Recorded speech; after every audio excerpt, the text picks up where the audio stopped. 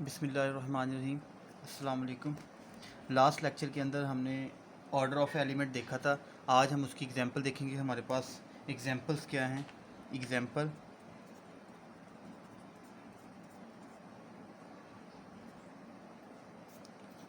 Order of an element.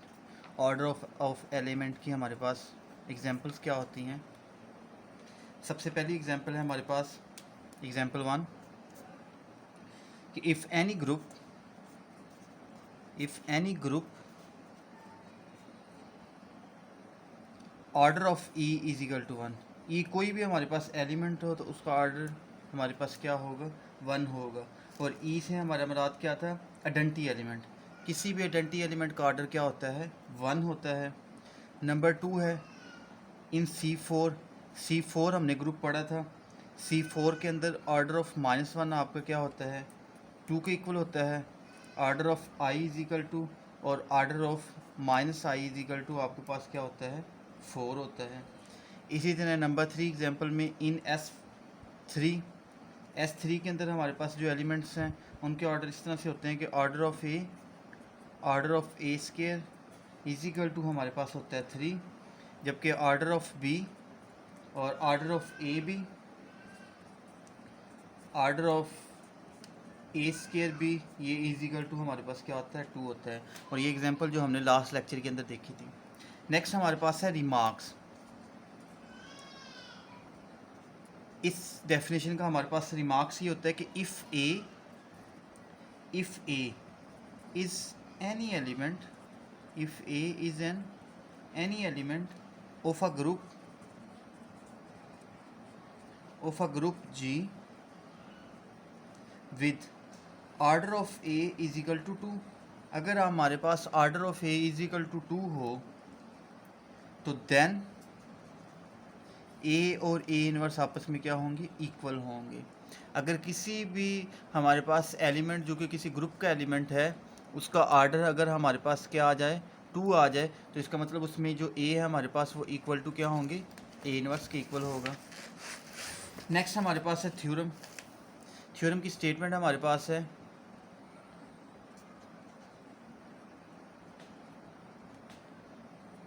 Theorem की statement है कि late G be a group and A belong to G with order of A is equal to n। हमारे पास G कोई group है, उसमें A belong करता है G को, और ऑर्डर ऑफ A जो आपके पास ये A है इसका ऑर्डर हमारे पास n है। If for any integer k, किसी भी इंटीजर k के लिए a power k is equal to e, तो देन n डिवाइड्स k। तो n आपका k को क्या करेगा, डिवाइड्स करेगा। ये हमें प्रूफ करना है कि किसी भी a की पावर k में इज इक्वल टू अगर e हो तो हमने प्रूफ करना है कि देन जो n है वो डिवाइड करता है k को। इस थ्योरम के प्रूफ के अंदर हम देखेंगे, जो हम डिवीजन एल्गोरिथम पढ़ते हैं बीएससी के अंदर भी आपने देखा होगा, डिवीजन एल्गोरिथम के साथ इसको प्रूफ करेंगे। प्रूफ है इस थ्योरम का, प्रूफ में हम यूज़ करते हैं बाय डिवीजन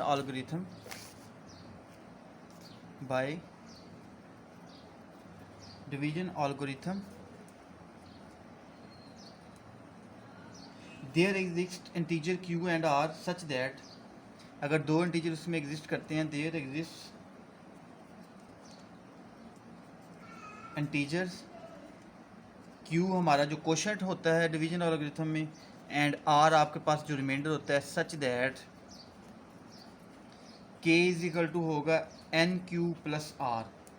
देखें, जिस तरह आप किसी नंबर को किसी नंबर पे डिवाइड करते हैं, अगर मैं आपको सिंपल एग्जांपल बताऊं, आप 5 को 2 पे डिवाइड करते हैं तो 2 टू द 4 1, तो 1 इसमें रिमाइंडर होता है, 2 आपके पास कोशेंट होता है। तो इसी तरह से n आपके पास ये 2 है और k आपके पास ये 5 है, यानी 5 इजिकल टू होगा 2 मल्टीप्लाई बाय 2 प्लस r। ये 2 आपके पास क्या हो, n हो, और 5 आपके पास क्या हो, k हो। तो इसके मुताबिक ये k is equal to NQ plus r कहलाता है, जिसको डिवीजन एल्गोरिथम कहते हैं। इसमें r की कंडीशन होती हैं कि आर ज़ीरो भी हो सकता है और नॉन ज़ीरो भी हो सकता है। जिस तरह कि इसमें आर वन है, रिमाइंडर जो आपका ज़ीरो हो सकता है। तो दो कंडीशन है इसमें, where either r is equal to zero, or less than zero less than n, यानी या तो ये एन से क्या होगा, लेस होगा, या ज़ीरो से ग्रेटर होता है ये रिमाइंडर, या ज़ीरो के इक्वल होगा। ये दो कंडीशन होती हैं। अब हम सपोज कर लेते हैं कि ये वाली कंडीशन है, क्योंकि दो कंडीशन है इसमें, r is equal to zero और ये सेकंड कंडीशन हम सपोज कर लेते हैं। Suppose that zero less than r less than n हो, तो देन हमारे पास के किसके इक्वल होगा, एन क्यू प्लस आर, क्योंकि अगर आर ज़ीरो होता तो फिर होता k is equal to n q. अब आर ज़ीरो नहीं है तो k is equal to n q plus r होगा आपके पास। अगर दोनों को पावर में लिखा जाए, दिस इम्प्लाइज, तो हमारे पास ए की पावर के इज इक्वल टू क्या होगा, ए की power n q plus r. फिर इसके बाद अगर इसको सिंप्लीफाई किया जाए तो ए की power n q plus r का मतलब है कि ए की पावर एन सारी की पावर क्यू मल्टीप्लाई बाय ए की पावर आर। देखिए इन दोनों को, अगर हमारे पास कोई बेस है उसकी पावर्स ऐड हो रही हैं तो इसका मतलब वो बेस में मल्टीप्लाई हो रहे हैं, क्योंकि बेस में मल्टीप्लाई हो तो पावर्स ऐड हो जाती हैं। क्यू को मैंने अलग लिख दिया, और यहाँ पे आपके पास है ए की पावर के, और ए की पावर के हमें पता है थ्योरम के अंदर ए की पावर के आपका किसके इक्वल था, ई के इक्वल था। तो ए की पावर के मैं वैल्यू पुट कर रहा हूँ, थ्योरम के अंदर गिवन है ई की वैल्यू है, तो राइट साइड पे आपका क्या आ जाएगा, और ए की पावर एन सारी की पावर क्यू। ए की पावर एन आपके पास, क्योंकि बेसिकली थ्योरम के अंदर बताया गया है कि order of a is equal to n है, तो इसका मतलब है कि फॉर एनी इंटीजर के लिए हमारे पास ए की पावर के इज इक्वल टू ई थी, और ए की पावर एन क्यू को हम लिख सकते हैं ए की पावर क्यू मल्टीप्लाई बाय ए की पावर आर। तो दिस इम्प्लाइज ए की पावर क्यू हमारे पास यहाँ से ख़त्म हो जाए, पावर क्यों नहीं, ई की पावर, क्योंकि बेसिकली ए की पावर एन या ए की पावर के ई है, तो यहाँ पे ए की पावर एन भी होगा तो वो हमारे पास क्या होगा, ई है। यहाँ पे भी ई है, यहाँ पे भी ई है, तो इसको सिंप्लीफाई करेंगे तो आपके पास आ जाएगा ए की power r is equal to e. Identity elements को हम इकट्ठा करेंगे तो ए की power r is equal to क्या आ जाएगा, ई। तो इसका मतलब है कि जो ऑर्डर ऑफ ए है हमारे पास वो नॉट इक्वल टू एन है, क्योंकि एन की इक्वल नहीं है। तो this implies order of a not equal to n. तो हमने तो कहा था कि order of a is equal to n होगा हमारे पास, तो अ कंट्राडिक्शन, तो ये हमारे पास क्या आ गई, रोंग आ गया, a contradiction. So our supposition जो हमने सपोज किया था वो रोंग है। So our supposition is not true, जो हमने सपोज किया था वो ट्रू नहीं है। तो इसका मतलब हमने तो ये सपोज किया था, तो इसका मतलब r is equal to zero होगा, तो hence r is equal to zero. तो दिस इम्प्लाइज अगर आर यहाँ पे ज़ीरो आ जाए बच्चों, तो के किसके इक्वल होगा, एन क्यू के इक्वल होगा। तो इसका मतलब है एन डिवाइड्स किसको करता है, के को। बाय डेफिनेशन हम इसमें लिख सकते हैं कि एन डिवाइड्स के। यही हमारा प्रूफ था, प्रूफ हो गया। यानी प्रूफ हमने ये करना था, कोई भी ग्रुप का एलिमेंट हम अगर लें तो ए की पावर के आपके पास ई के इक्वल हो, तो हमने प्रूफ करना था एन डिवाइड्स के करता है। तो हमने एक रिजल्ट एल्गोरिथम, डिवीजन एल्गोरिथम में से लिया, जो कि आपके पास इस तरह से था, उसमें दो कंडीशंस थी, तो हमने खुद से ये सपोज की थी, तो इसको हमने रोंग कर दिया। रोंग जब ये होगी तो उसका मतलब ये हमारे पास ट्रू होगी, तो उसको प्रूफ करने की ज़रूरत नहीं है, तो हमारे पास रिजल्ट प्रूफ हो जाएगा। इसी थ्योरम की हमारे पास एक नेक्स्ट क्रॉली है, नेक्स्ट इसी थ्योरम से रिलेटेड एक Crawley,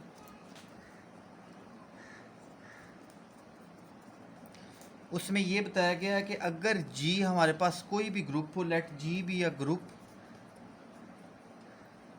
and a b belong to G, तो देन इसके दो पार्ट्स हैं आपके पास।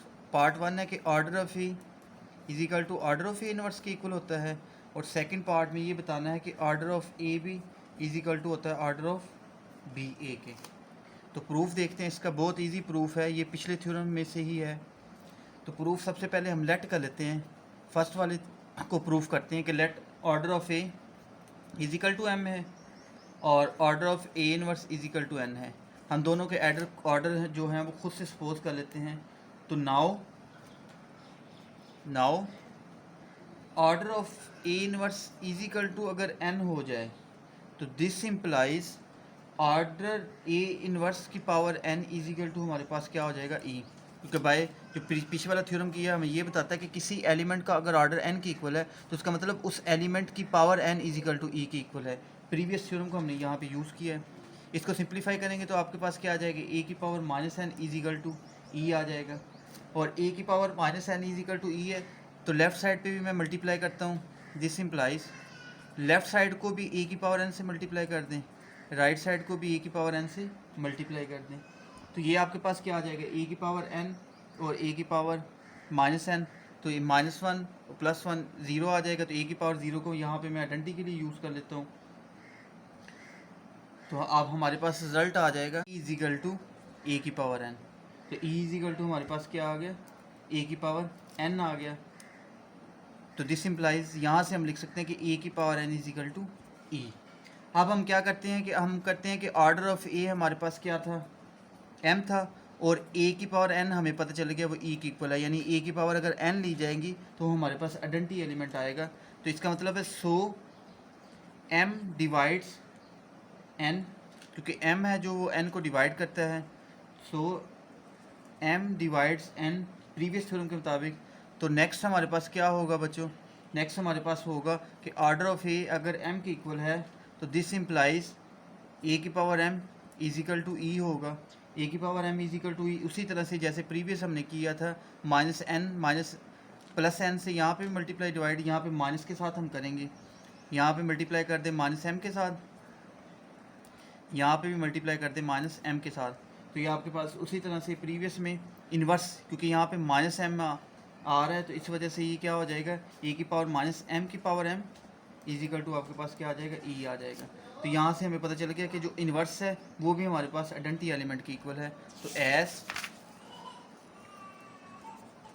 As order of a inverse अगर n है तो a इन्वर्स की पावर m हमारे पास ये इक्वल टू आ गई e। तो इसका मतलब है दिस इम्प्लाइज कि n डिवाइड्स m, n जो है वो m को क्या करता है, डिवाइड करता है। तो now as m divides n, m divides n and n divides m, दोनों रिजल्ट को इकट्ठा करके लिखें तो and both are positive integer, both are positive integers, so दोनों पॉजिटिव हैं तो so m is equal to n। तो m आपका किसके इक्वल होगा, n का। तो दिस इम्प्लाइज m किसके इक्वल था, ऑर्डर ऑफ a के, n किसके इक्वल था, ऑर्डर ऑफ a इनवर्स के। तो ये हमारे पास प्रूफ हो गया। तो जिस तरह बच्चों फर्स्ट वाला प्रूफ किया है तो सेकंड वाला अपने पार्ट जो है वो खुद प्रूफ करना है कि order of a b is equal to order of b a. इसमें भी आप सपोज कर लेंगे कि ऑर्डर ऑफ ए हमारे पास कोई है, ऑर्डर ऑफ बी, यानी ऑर्डर ऑफ ए भी किसी की इक्वल है और ऑर्डर ऑफ बी ए किसी के इक्वल है। तो उसी तरह इसमें भी आप पॉजिटिव के तौर पे प्रूफ करेंगे कि एम डिवाइड करता है एन को और एन डिवाइड करता है एम को, तो दोनों हमारे पास पॉजिटिव होंगे। तो ये भी रिजल्ट आपके पास सेकंड आपके खुद प्रैक्टिस के लिए एक्सरसाइज ये आपने खुद करना है। सेकंड जो पार्ट है इसका एक्सरसाइज है आपकी, ये आपने खुद सॉल्व करना है, प्रीवियस जैसा ही है। नेक्स्ट है हमारे पास डेफिनेशन कि ग्रुप इन ग्रुप क्या होता है, कि एक ग्रुप के अंदर दूसरा ग्रुप किस तरह से लाई करता है। पहले तो हमने सिंपल ग्रुप देखा था, अब हम मैनी ग्रुप देखेंगे। तो उसके अंदर सबसे पहले है टॉपिक आपका group in a group. Group in a group से क्या मुराद है, डेफिनेशन देखते हैं। डेफिनेशन है इसकी, डेफिनेशन है कि let G be a group, let G be a group and H be a non empty, H be a non empty subset of G, then H is said to be subgroup, H is said to be subgroup of G। तो ये सब group भी कहलाता है of G का if and only H itself a group, H itself a group under binary operation, under induced binary operation of G, तो then we write H is a subgroup of G. तो group in a group से मुराद है सब group. तो ये हमारे पास group in a group से क्या मुराद है बच्चों? सब ग्रुप। सब ग्रुप क्या होगा? अगर कोई भी जी हमारे पास ग्रुप हो, उसमें से हम एच कोई नॉन एम्प्टी सबसेट लें जी का, तो एच हमारे पास सब ग्रुप कहलाएगा अगर वो भी हमारे पास क्या हो, ग्रुप बनाए। जैसे जी हमारे पास ग्रुप बनाता है तो ग्रुप की सारी कंडीशन सेटिस्फाई करे, उसी तरह से ही एच जो हमारे पास वो all condition of group satisfy कर दे, तो इसका मतलब है कि एच हमारा क्या कहलाएगा?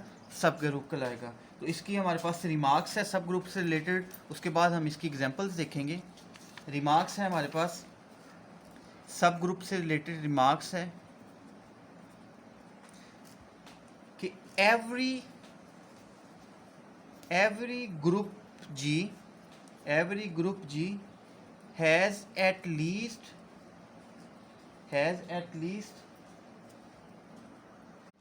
To subgroups. कोई भी एवरी ग्रुप जी के अंदर हमारे पास कम से कम 2 सब ग्रुप होते हैं। कौन कौन से? दी आइडेंटिटी ग्रुप जो आपके पास ई होता है, एक हमारे पास आइडेंटिटी ग्रुप है, and the group G itself. बच्चों याद रखें, कोई भी सब ग्रुप है उसके अंदर 2 ग्रुप्स लाजमी होते हैं। एक आइडेंटिटी का ग्रुप होता है यानी ई जो हमारे पास, और एक ग्रुप इटसेल्फ अपना सब ग्रुप होता है। 2 सब ग्रुप्स होते हैं। दीज टू सब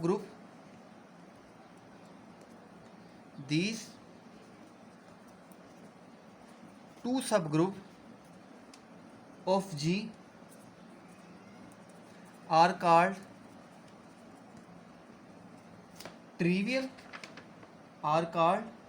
ट्रिवियल।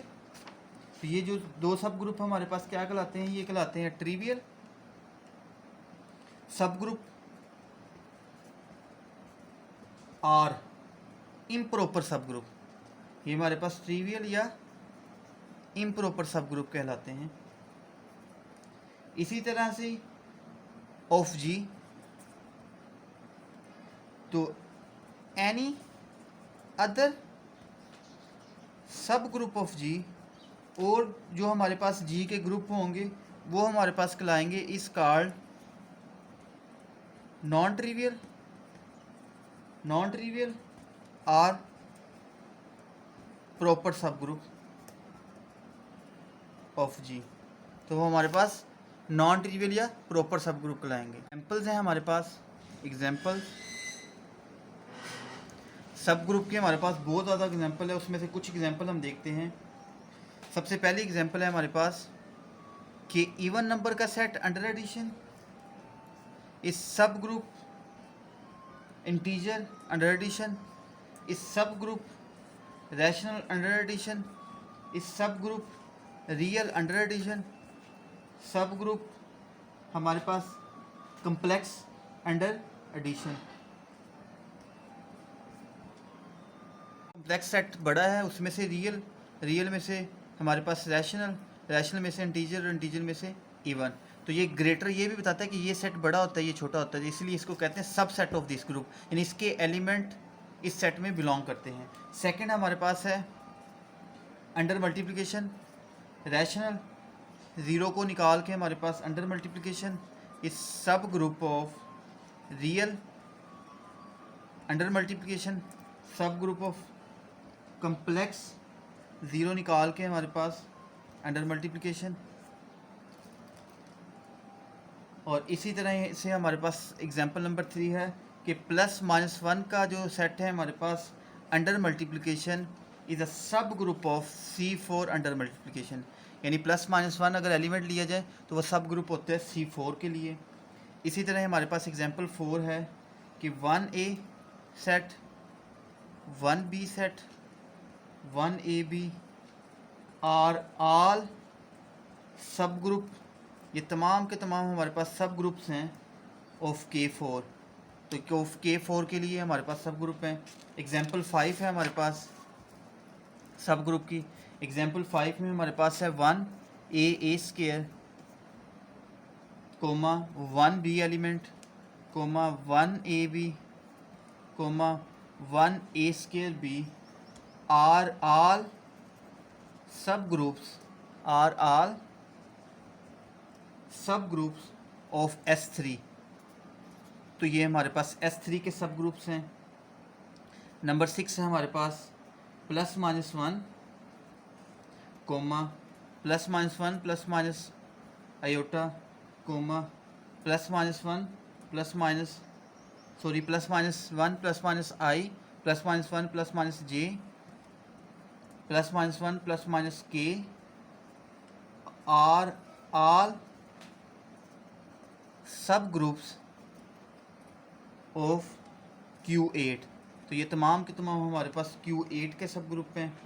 और नंबर 7 हमारे पास है integer modulo 4 under addition is not a सब group of Z8 under addition. तो ये हमारे पास नंबर 7 एग्जांपल है। इसी सब ग्रुप का रिमार्क्स है हमारे पास, इस एग्जांपल के रिमार्क्स हैं। In example if H is a सब ग्रुप ऑफ G तो then H inverse is equal to H where. फिर H इनवर्स किस तरह का होगा? H इनवर्स होगा हमारे पास small h inverse such that H belong to H। तो H इनवर्स हमारे पास क्या होगा? जो उसका एलिमेंट है उसका इनवर्स लेंगे और वो एलिमेंट खुद उस सेट में बिलोंग करेगा। नेक्स्ट हमारे पास है थ्योरम सब ग्रुप से रिलेटेड। हमारे पास फर्स्ट थ्योरम है सब ग्रुप का। हमारे पास थ्योरम है कि late G be a group and H be a non-empty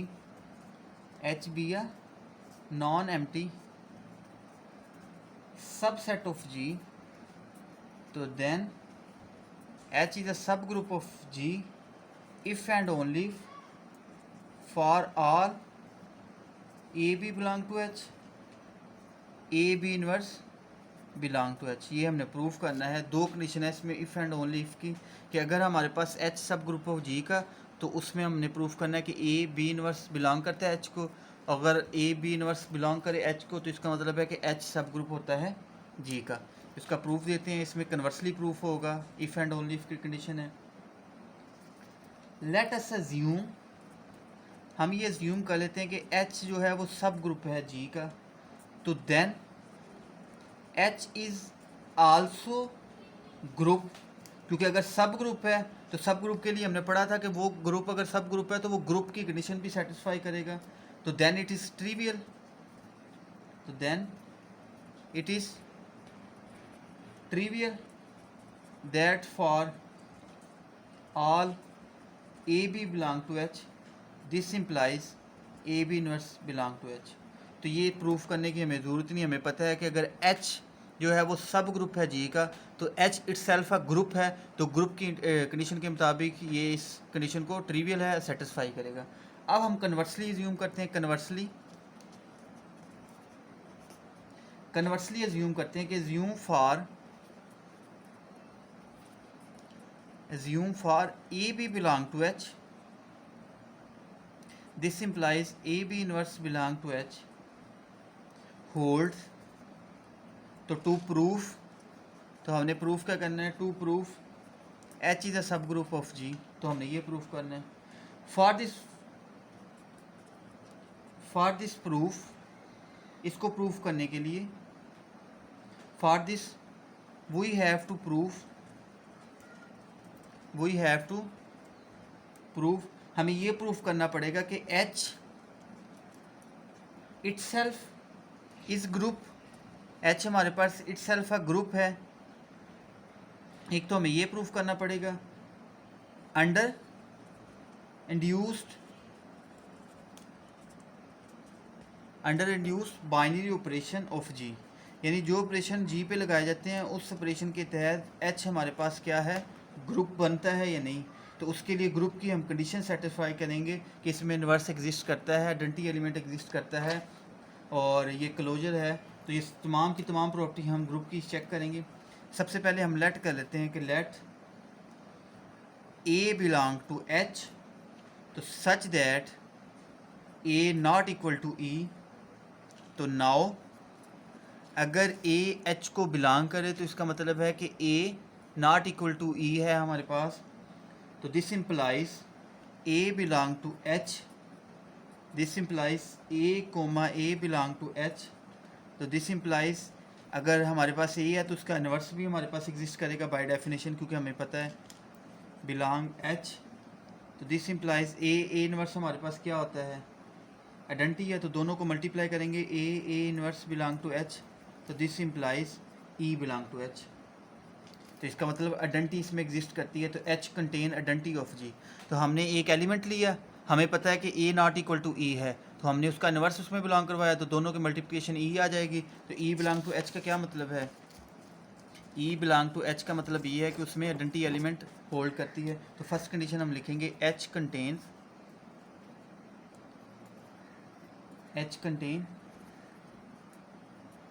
identity of G. तो एच में आइडेंटिटी ऑफ जी पड़ा हुआ है। नेक्स्ट हम लेते हैं नेक्स्ट कि a belong to H, this implies, अब हमें पता है आइडेंटिटी उसमें एग्जिस्ट करती है, तो e a belong to H. तो this implies e a inverse belong to H. तो this implies a inverse belong to H. तो इसका मतलब है कि H contain inverse, this implies H contain inverse. तो एच जो है वो इन्वर्स को भी कंटेन करता है।